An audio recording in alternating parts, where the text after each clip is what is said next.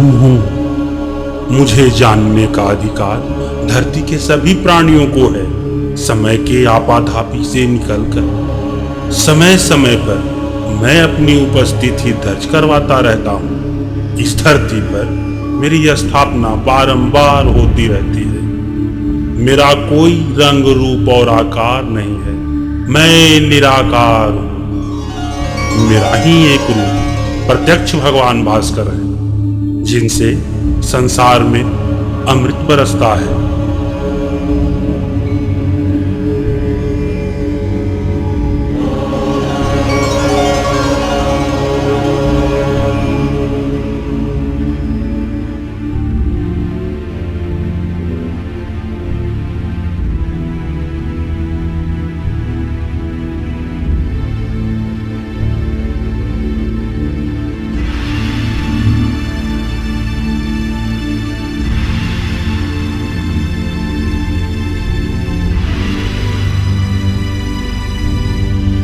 त्रेता युग के 12,16,000 वर्ष बीत जाने पर इस कहानी का जन्म होता है।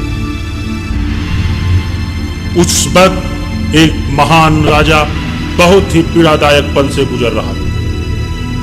वह अपने 7 भाइयों में सबसे बड़ा था। उसे बहुत ही कष्टप्रद, भयानक, जानलेवा गलने की बीमारी कुष्ठ ने आ घेरा था। इस बीमारी के कारण समाज संसार में बहिष्कृत होने से पहले इस महान राजा ने समाज, संसार और सुख का बहिष्कार कर दिया।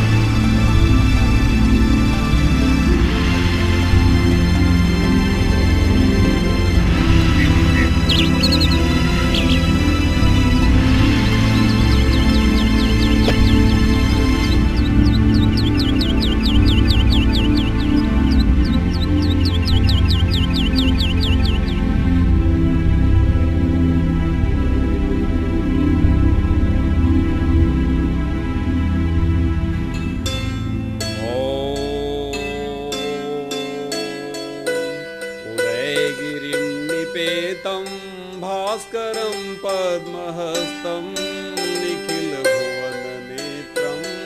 रत्नरत्नोपमेयं रत्नरत्नोपमेयम्।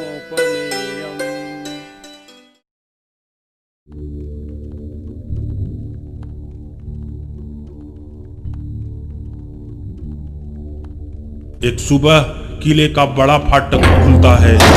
चिड़ियां भी आज नहीं चहचहा रही। उदासी और मायूसी ने वातावरण को पूरी तरह से घेर रखा है। लगता है गरुड़ ने महल छोड़ दिया है। एल और उसके 2 छोटे अनुज किले से बाहर आ रहे हैं। एल का हाथी सुंदरता में ऐरावत का पुत्र लग रहा है। अनुज के हाथों के बुलंद ऊंचे पताका अपना परिचय दे रहे हैं। अब इन नीलकंठों का निकट में कोई मंजिल तो है नहीं।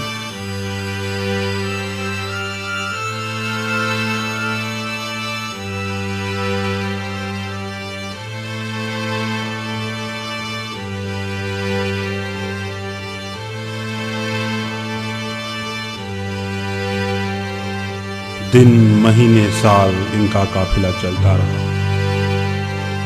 रहा। इनकी इस दशा को देख हृदय तक कांप जाता है। राजा और कुमारों को खाना बदोशों की तरह देखकर समय की महत्वता समझ आती है।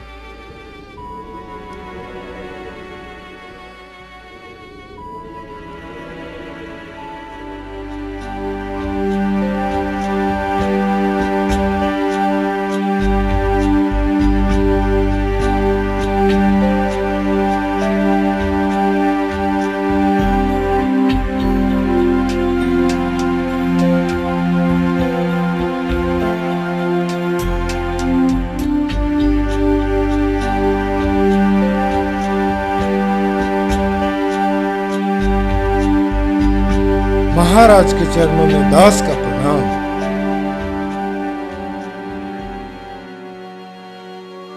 सेनापति, जाएं और पता करें क्या आज की रात्रि यहाँ ठहरना उचित होगा या नहीं। आप पानी और बड़े भूखंड का चयन करें, सेना वहीं विश्राम करे। हमारा तंबू यहीं एकांत में डलवा दें।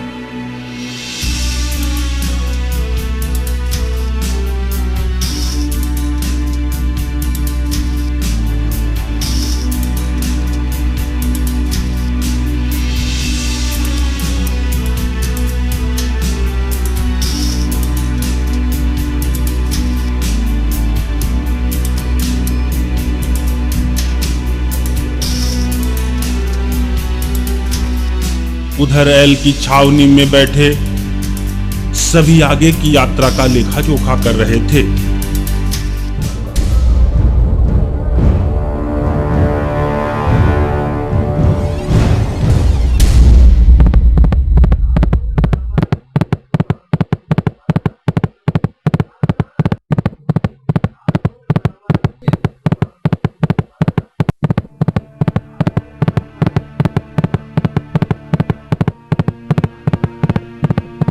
दूसरी तरफ एक महारानी का राज्य था।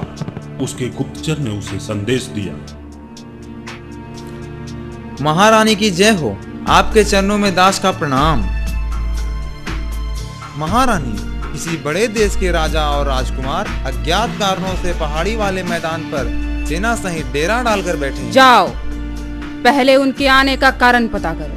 अगर शत्रुता की बात ना हो, उनकी आचरण सभ्य हो, तो उन्हें कह देना राजा और कुमारों के स्वागत के लिए किले के दरवाजे खुले।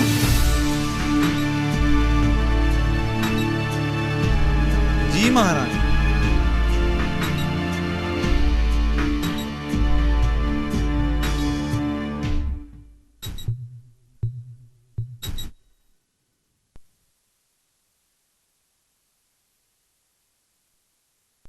महाराज के चरणों में दास का प्रणाम। राजन, इस भूखंड की सम्राज्ञनी ने आपसे मिलने के लिए अपना संदेशवाहक भेजा है। आज्ञा है।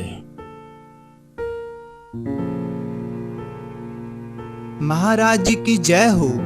हमारी राजमाता ने सुरक्षा के भाव से आपका किले में स्वागत किया है। आपका रात्रि यहाँ रहना उचित नहीं होगा। यहाँ घाटी भयानक जानवरों से भरी पड़ी है। हम आपके महारानी के बहुत आभारी हैं। आप हमारी तरफ से उन्हें आश्वस्त करें। हम अपनी सुरक्षा करने में सामर्थ हैं।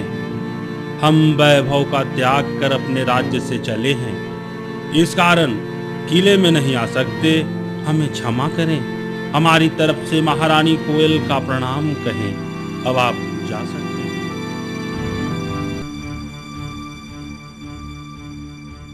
महारानी के चरणों में दास का प्रणाम। कोई दूर देश का भर जाए जिनका नाम एल है, अपने 2 छोटे अनुज और सेवकों के साथ अज्ञात कारणों से आघोषित वानप्रस्थ पर भ्रमण करते यहाँ आ पहुंचे हैं। विश्राम कर फिर उनकी पलटन आगे बढ़ जाएगी।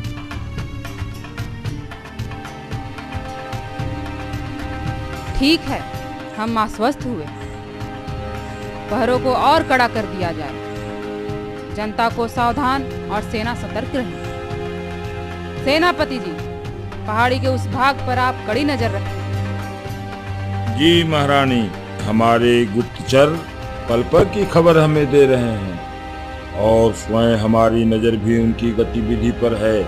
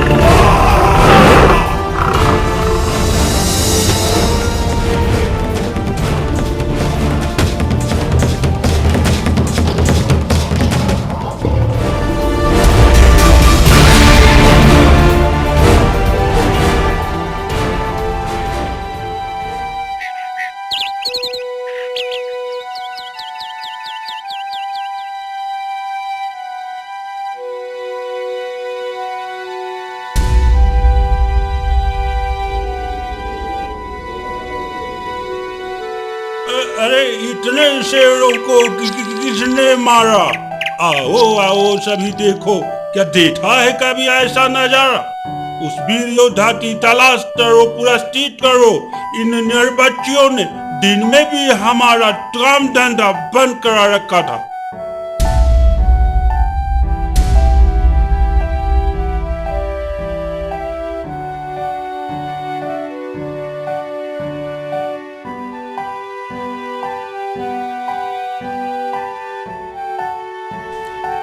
महारानी की जय हो। आपके चरणों में दास का प्रणाम। महारानी, उन राजपुरुषों में गजब की शक्ति है।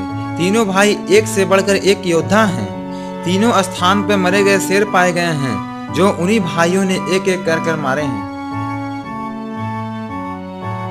वाह वाह, क्या नजारा होगा जब अंधेरी रात में सिंह शेर से टकराया होगा।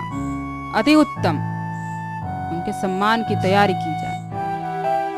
इस राजा और राजकुमारों की वंश से सभ्यता, शक्ति सब हमारी सोच के अनुरूप है, तो क्यों न राजकुमारी की शादी राजा से कर दी जाए। सेवक जी महारानी।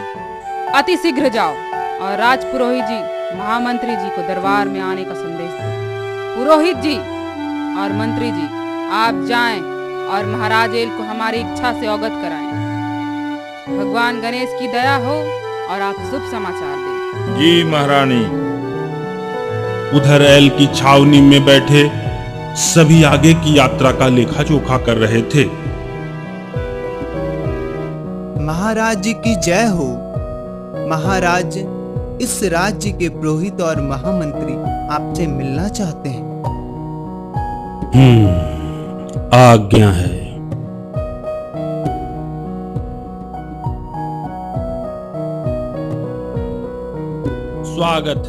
स्वागत है पुरोहित जी के चरणों में का प्रणाम। महामंत्री जी आए, स्थान ग्रहण करें। आप लोग अपने आने के कारण को बताएं। क्या हमसे कुछ भूल हो गई? श्री गणेश। नहीं राजन, हम तो अपनी महारानी की इच्छा में ही आपकी सहमति प्राप्त करने आए हैं। हमारी सहमति किस प्रयोजन हेतु?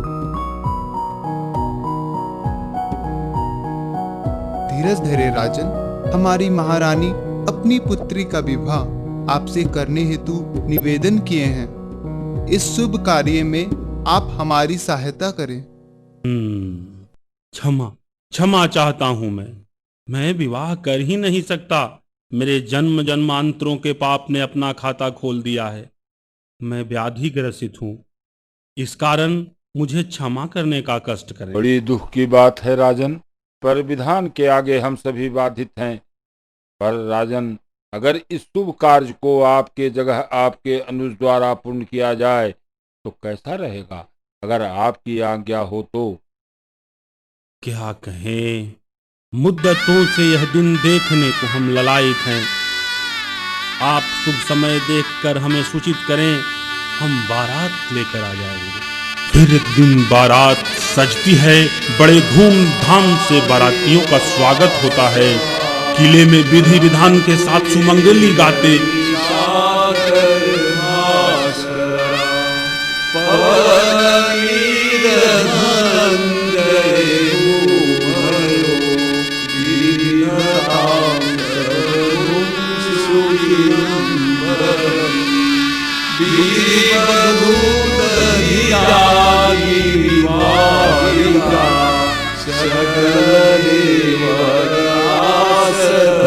संपन्न हो जाता है।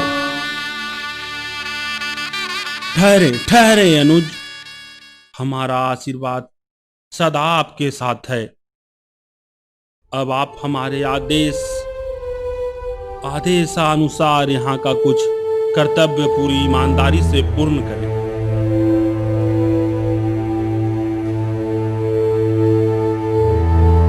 अगर ईश्वर की इच्छा हुई तो लौटते हुए आपसे मुलाकात जरूर होगी। आप तो हमारे दिल में हैं कुमार।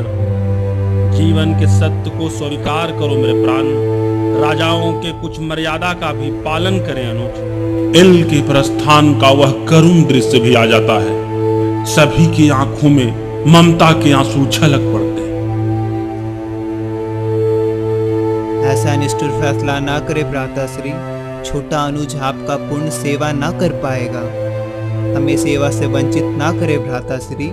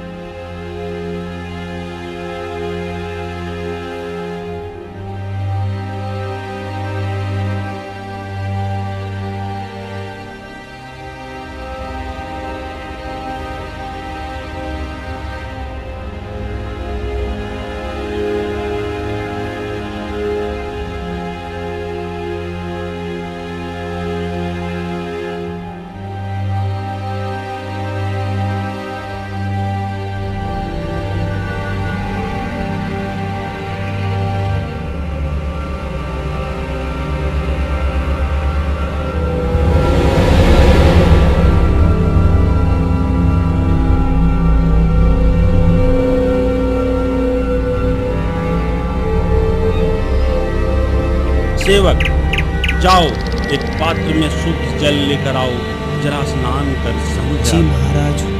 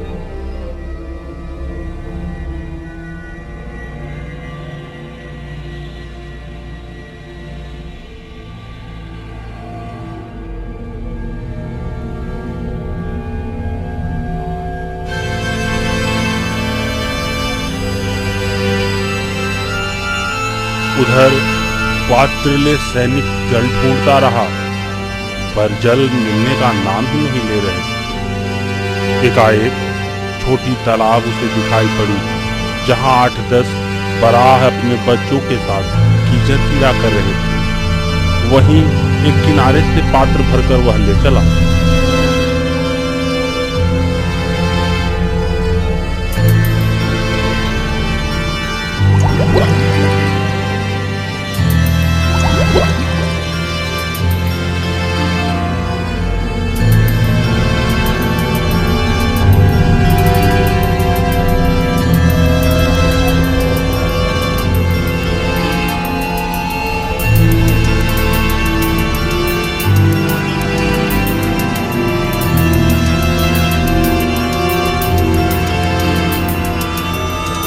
एल ज्यों ही उठकर भगवान भास्कर की तरफ देखा, एक अजब सी शक्ति का संचार अपने शरीर में अनुभव कर।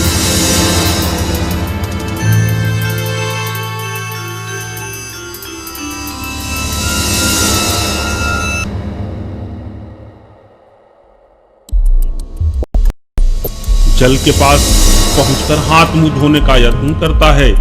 जहां जहां उसके शरीर पर जल की बूंदें पड़ी, वहां वहां से कुष्ठ के घाव समाप्त होते गए।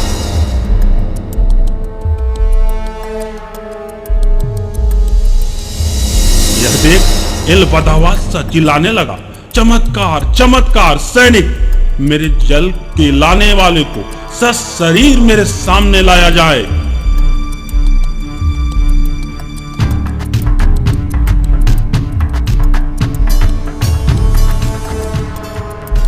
लगता है आज मेरा सिर धड़ से अलग हो ही जाएगा। सैनिक, तुम यह जल कहां से लाए? जी महाराज, वह पहेलियां न समझाओ, अविलंब उस जल कुंड के पास हमें ले चलो।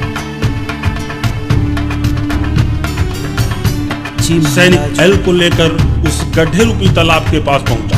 सभी एकाएक चौंक पड़े। राजा एल भीड़ से निकल बैठा। उसके सभी अनुचर हतप्रभ दृष्टि देखते रहे। वह नहाते नहाते बोला,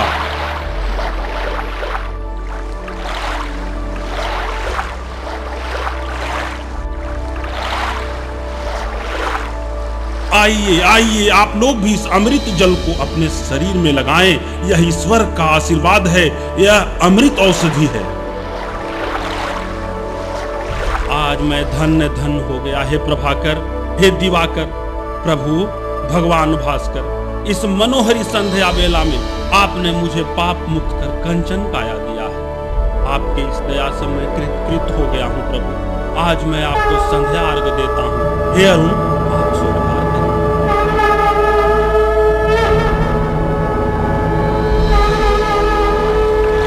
भगवान भास्कर की जय हो, भगवान भास्कर की जय हो, भगवान भास्कर की जय हो, भगवान भास्कर की जय हो, भगवान भास्कर की जय हो, भगवान भास्कर की जय हो, भगवान भास्कर की जय हो।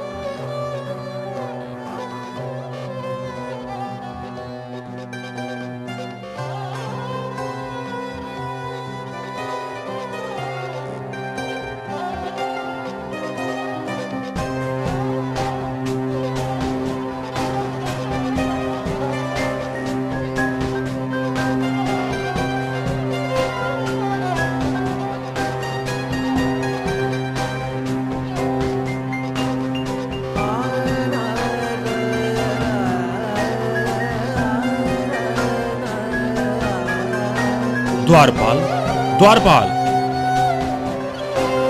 जी महाराज। सेनापति जी, राजगुरु, महामंत्री जी को अविलंब हमारे पास आने को कहा।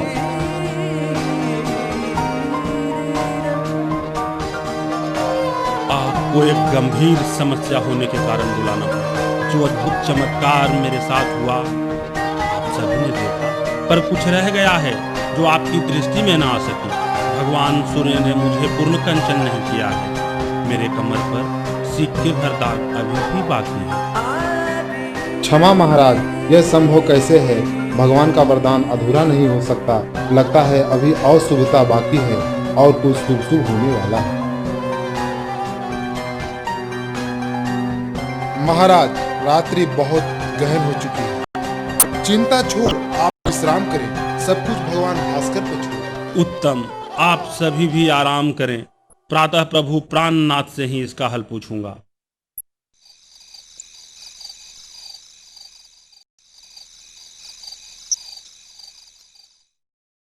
सभी चले जाते हैं। इधर एल अपने कक्ष में करवटें बदलता रहता है। बेचैनी से करवटों में समय गुजरता रहता है। इसी बीच एल को नींद आ जाती है। सोते सोते एल को स्वप्न आता है।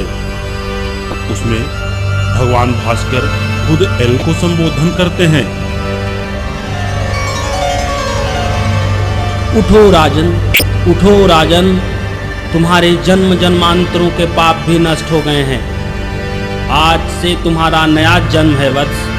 मेरी विराट मूर्ति तालाब में दबी पड़ी है, उसे निकालकर उसकी स्थापना करवाओ। तुम्हारा बचा कुष्ठ भी कंचन हो जाएगा। इस धर्म कार्य हेतु भगवान विश्वकर्मा की आराधना करना, उनसे ही मंडप और अद्वितीय से उत्कला का निवेदन करना। प्रत्यक्ष धर्म देव धर्म की स्थापना करो, तुम अमरत्व प्राप्त करोगे वत्स। तुम्हारा नाम युगों युगों तक इसी तारे के समान चमकेगा पुत्र। उठो उठो राजन, एक महान धर्म कार्य हेतु उठो, तुम्हारा कल्याण हो।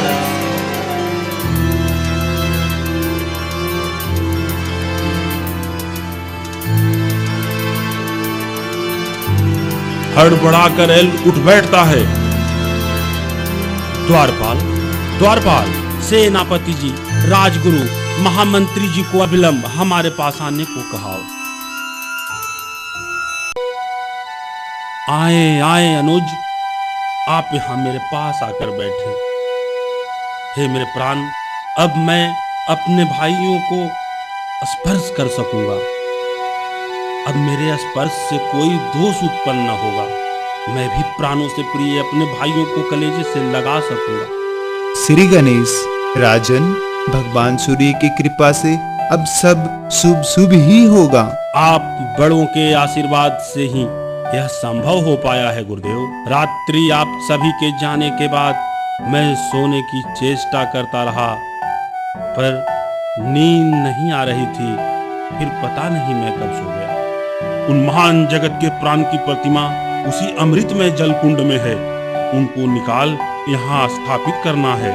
इस देव धर्म कार्य हेतु भगवान विश्वकर्मा का आशीर्वाद की आवश्यकता पड़ेगी। इस धर्म आयोजन में भगवान विश्वकर्मा के आवाहन का पूर्ण प्रबंध महामंत्री जी गुरुदेव की देखरेख में शुरू करवाएं। जी महाराज।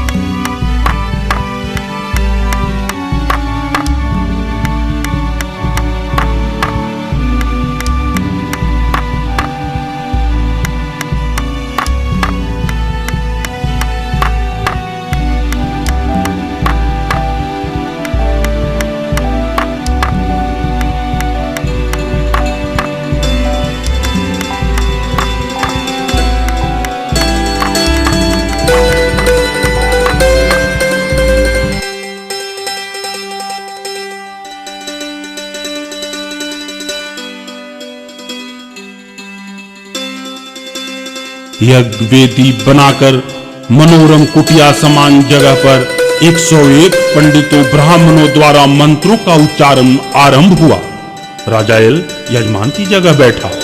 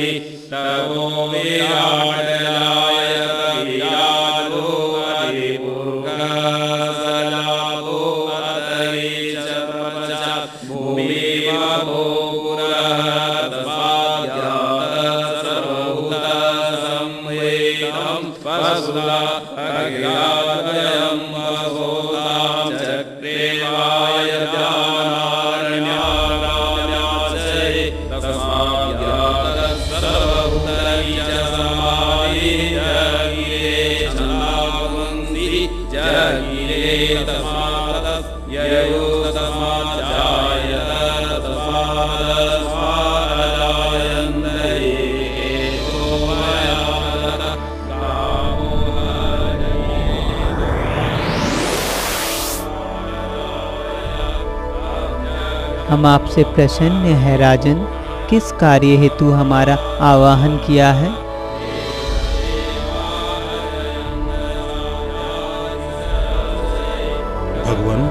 भगवान भास्कर ने यहाँ धर्म स्तंभ स्थापित करने का आदेश दिया है।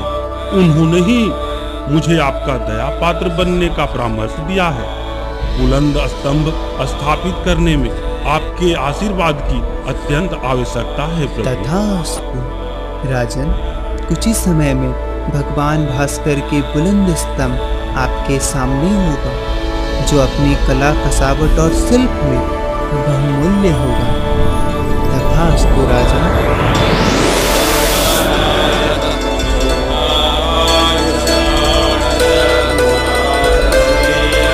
उधर एक विशाल जगह पर फिर ब्राह्मणों का मंत्र उच्चारण जारी रहता है।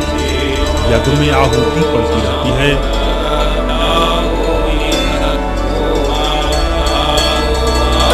मोर, हिरन, पक्षी सभी प्रकृति की लय में समाहित नजर आ रहे थे।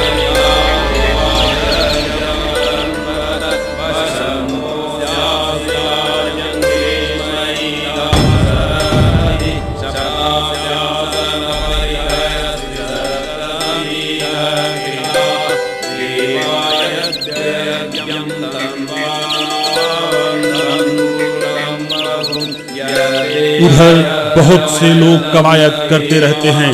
गड्ढे से भगवान भास्कर की 3 मूर्तियां प्राप्त होती हैं।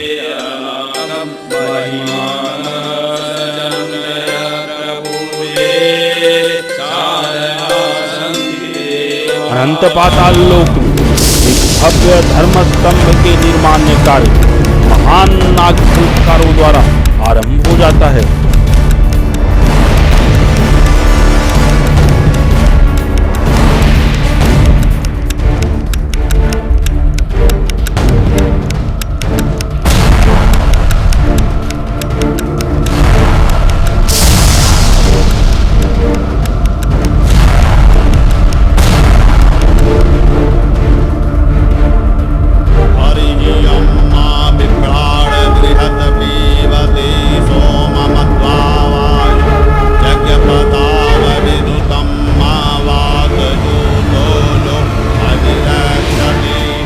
एक जगह धरती फट पड़ती है और वहां से सुंदर, अति सुंदर एक मंदिर बाहर आने लगता है। पूरा बाहर आने पर सभी चमत्कृत आंखों से देखते रह जाते हैं।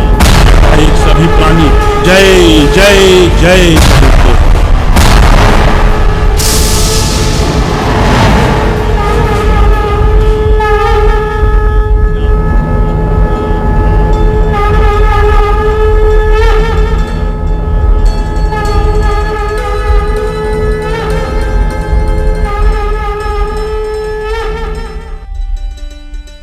एल भगवान सूर्य नारायण की मूर्ति मंदिर में स्थापित करवाता है।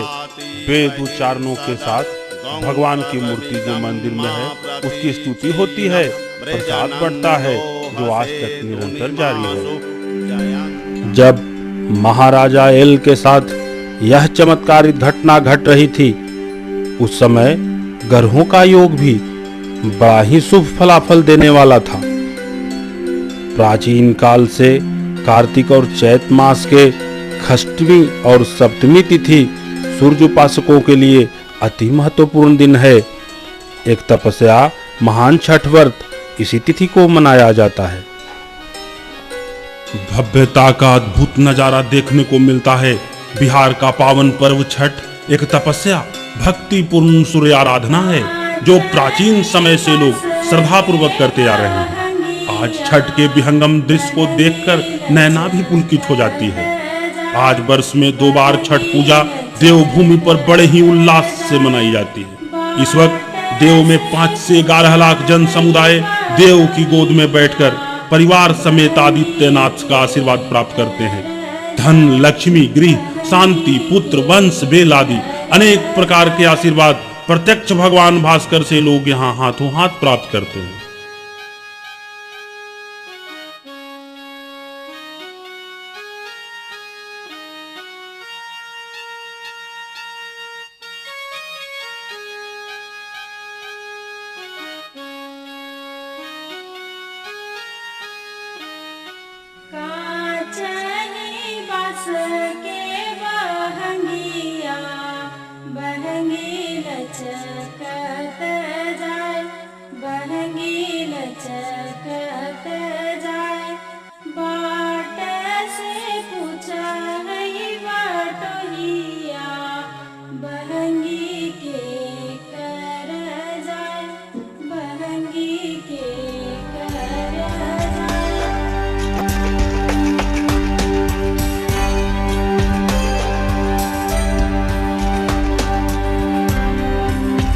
मंदिर की स्थापना काल त्रेता युग में 90,000 वर्ष बचने पर हुआ है।